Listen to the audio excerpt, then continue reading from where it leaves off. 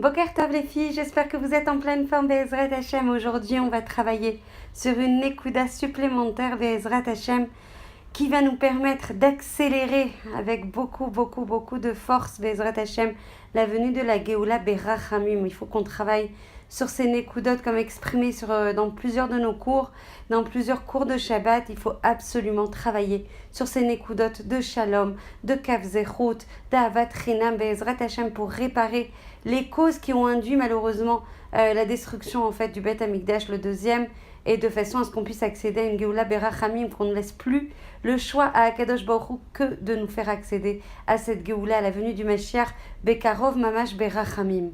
Donc l'amour gratuit, c'est quoi ? On n'arrête pas de dire que c'est ça, justement, c'est une des causes ou des raisons qui vont permettre justement cette capacité à unir le peuple autour d'Akadosh Baruch Hu, à révéler la malchoute d'Akadosh Baruch Hu Be'ezrat Hashem et à prendre le joug d'Akadosh Baruch Hu comme un peuple uni qui s'aime. Et il n'y a rien, encore une fois, c'est une nekuda essentielle. Donc je me permets de me répéter, mais vraiment volontairement, il n'y a rien qui réjouit plus Akadosh Baruch Hu que l'amour entre ses enfants. Et le Rambam affirme que l'interdit de la Torah de haïr un frère juif est l'un des commandements les plus transgressés par l'homme. Donc s'il est le plus transgressé, c'est là qu'on doit faire le plus de réparation. Malheureusement, il y a beaucoup de sentiments négatifs à l'égard de notre prochain. On peut avoir de la rancœur, on peut avoir de la déception, on peut avoir de la jalousie, on peut avoir beaucoup de choses qui vont se développer en nous très spontanément, tandis que les sentiments positifs comme l'affection, l'indulgence, la compréhension nécessitent un travail, nécessitent un effort, nécessitent un investissement pour influencer positivement notre jugement de l'autre et notre bonne disposition envers lui. Le Pélé Yoetz va définir en fait 3 catégories de haine. La première catégorie que le Pélé Yoetz va définir, c'est celle de la haine ressentie par une personne envers une autre qui lui aurait réellement causé un tort, qu'il soit financier, qu'il soit physique, qu'il soit psychique ou émotionnel. La deuxième catégorie de haine, c'est celle de la haine que ressent une personne envers une autre sans qu'elle n'y trouve de raison valable. Il s'agit de la haine gratuite. Les expressions comme « je ne peux pas le voir » ou « sa tête ne me revient pas » en sont malheureusement un triste exemple. Après, il y a la troisième catégorie et c'est celle qui trouve sa source dans la jalousie. Il y a une personne qui peut jalouser son prochain pour sa richesse, pour sa réussite, pour la place qu'il tient dans la société. Et de là va naître une haine envers cette personne qu'elle envie. Donc voilà, donc celle qui lui a causé un tort, celui qui n'a pas de raison valable d'être haï mais qui est haï. Et la troisième cause, c'est la jalousie. Il est vraiment très essentiel ou très fondamental plutôt de préciser la chose suivante. La haine, qu'elle soit justifiée, donc il y a une raison valable, ou qu'elle ne soit pas justifiée, est absolument strictement interdite et prohibée par la Torah qui nous enjoint « Tu ne haïras pas ton frère en ton cœur ».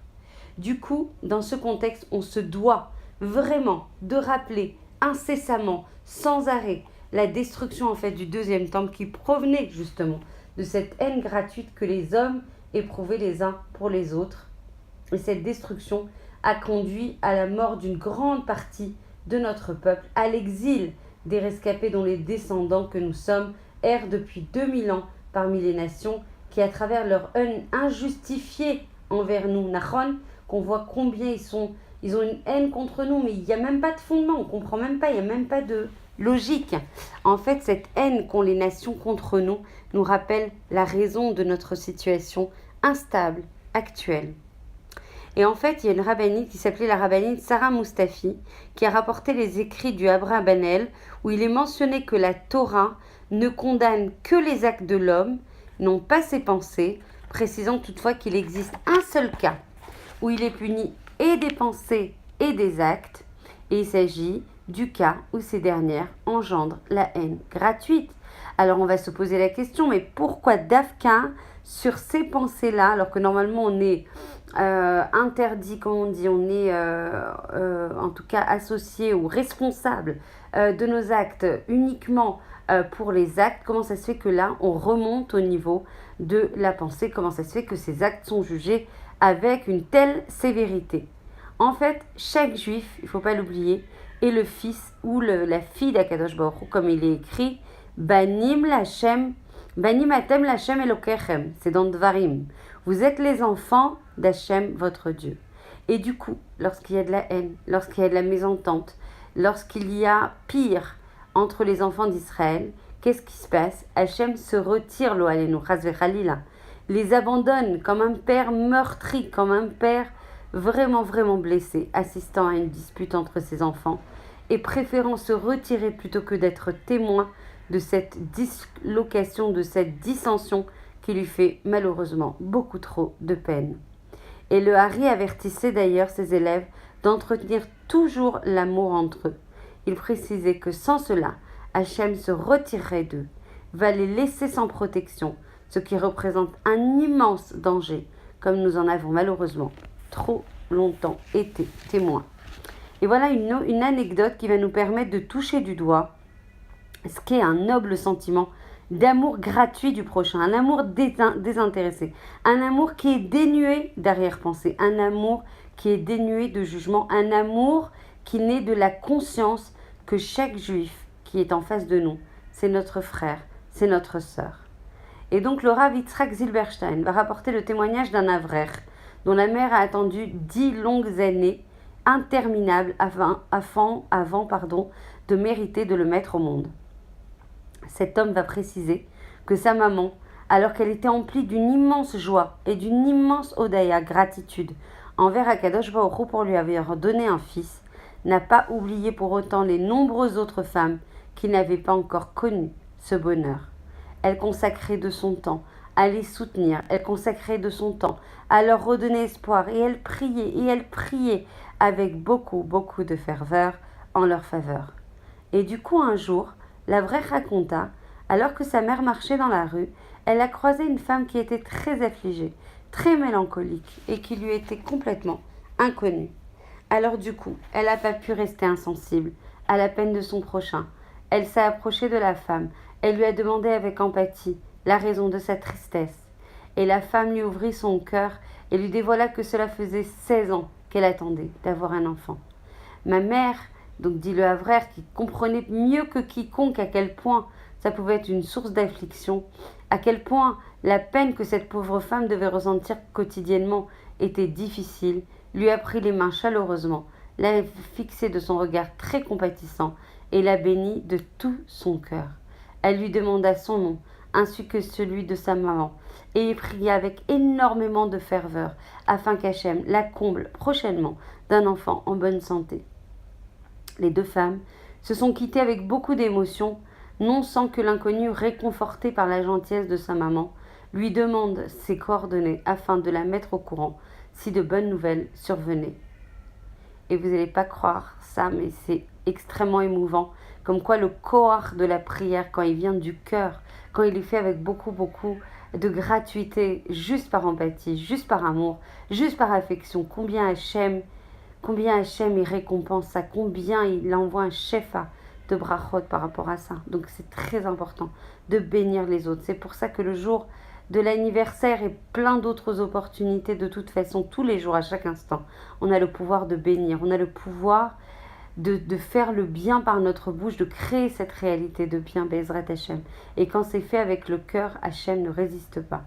9 mois plus tard exactement, on a reçu un coup de téléphone, dit la maman. C'était la femme que ma maman avait bénie à l'autre bout du combiné, qui nous appelait d'une salle d'accouchement pour nous annoncer avec une joie indescriptible que quelques minutes auparavant, elle venait de mettre au monde un garçon après 16 ans d'attente. Et lorsque maman réalisa, dit le Havrer, la force d'une prière exprimée de tout cœur, elle décida de prier avec une ferveur renforcée pour d'autres personnes, femmes en attente de devenir maman. À la suite de cela, 4 autres femmes connurent le bonheur de devenir maman grâce aux ferventes prières de ma mère. Si seulement on était capable d'éveiller nos cœurs avec beaucoup, beaucoup d'empathie et d'affection et d'amour pour nos frères et nos sœurs en détresse, il est certain, il n'y a même pas un doute, on doit être convaincu de ça, que nos prières auraient plus d'effet et que nous aurions assisté à de multiples délivrances. Et le rabbi Michal Yehuda Levkovitch déclara un jour: je détiens l'enseignement suivant de Rabbi Mordechai de Slonim.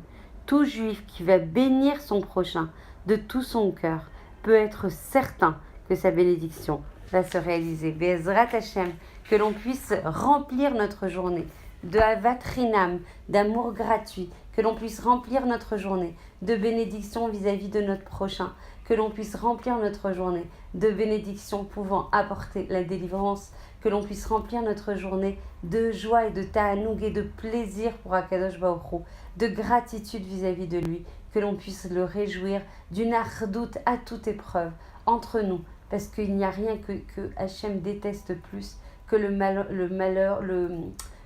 de shalom entre nous, qui peut être malheureusement vraiment l'envie d'Akadosh Baruch Hu de s'extraire de nous et donc de nous amenuiser la protection dont on a tellement besoin.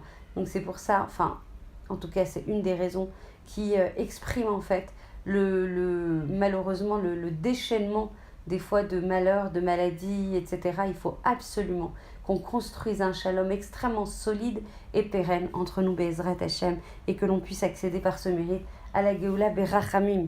Je vous souhaite une très très belle journée, chaude, mais vraiment à l'ombre de la Shrina d'Akadosh Baruch Hu. Je vous embrasse très très fort.